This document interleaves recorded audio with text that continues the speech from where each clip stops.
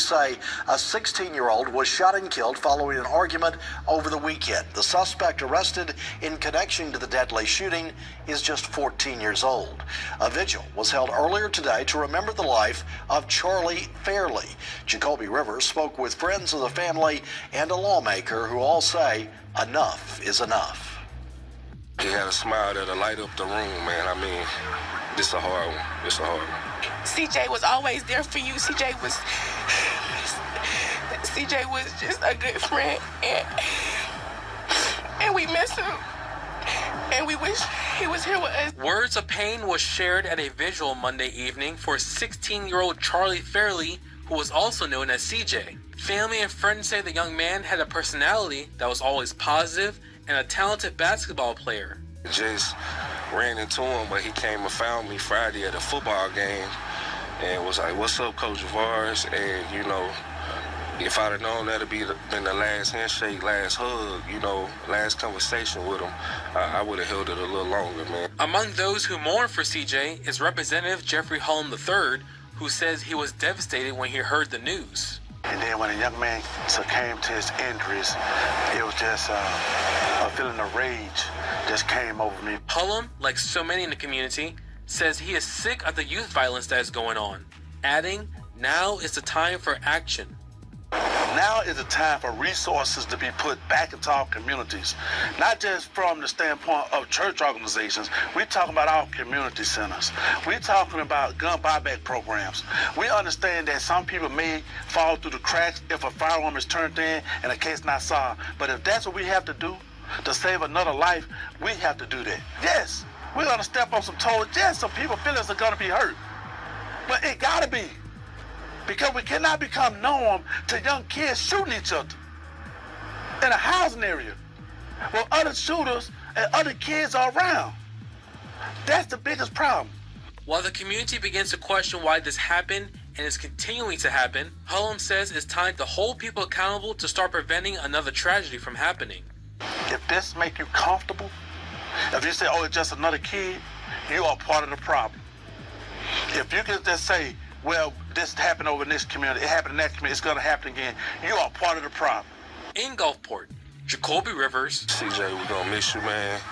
And this is a hard pill to swallow, man, but I got your family forever, I promise you. WLOX.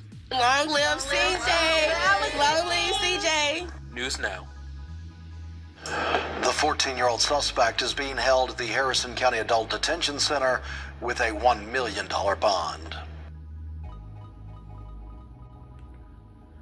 Man, we back with another crazy story out of Gulfport, Mississippi, about two teens got into an altercation, a fist fight, and unfortunately, one of the teens lost their life.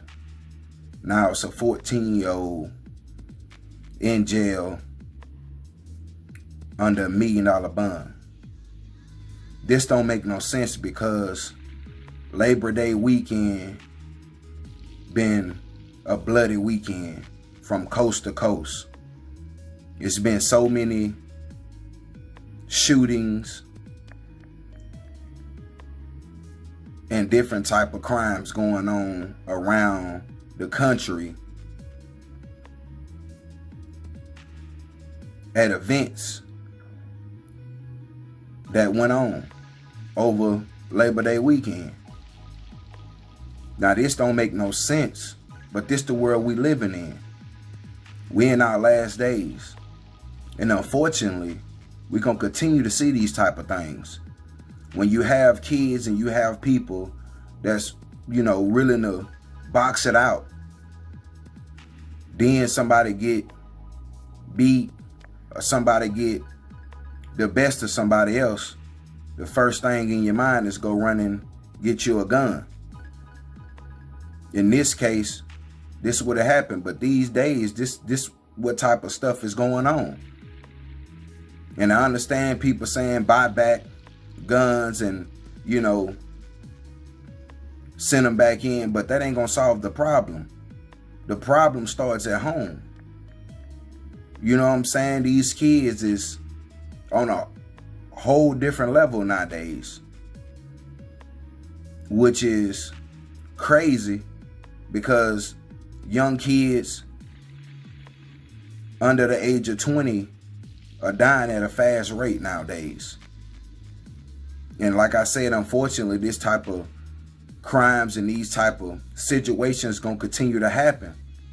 If it's not in your state, it's going to happen in another state. We could keep talking about, getting the guns out of kids' hands and stuff like that. We keep talking about it, but we're going to continue to talk about these type of crimes and these type of things for years to come. Because nowadays, these kids don't understand